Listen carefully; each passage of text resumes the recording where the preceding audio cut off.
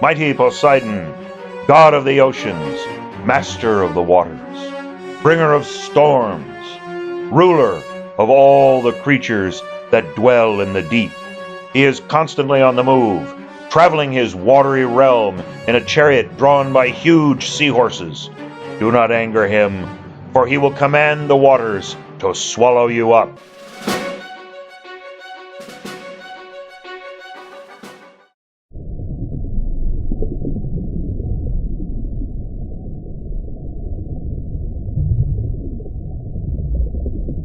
Poseidon sat at his desk, reviewing his calculations. The administration of all the world's oceans gave him endless work.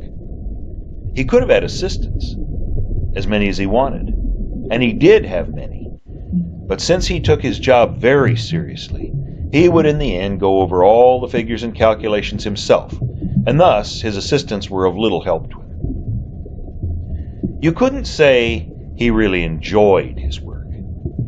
He did it only because it had been assigned to him. In fact, he had already filed many petitions for, as he put it, more cheerful work.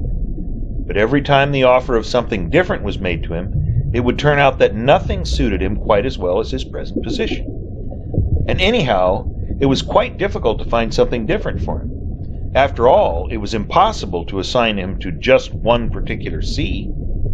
The great Poseidon could only be in an executive position. And when a job away from the water was offered to him, he would get sick at the very prospect. His divine breathing would become trouble, and his brazen chest would begin to tremble.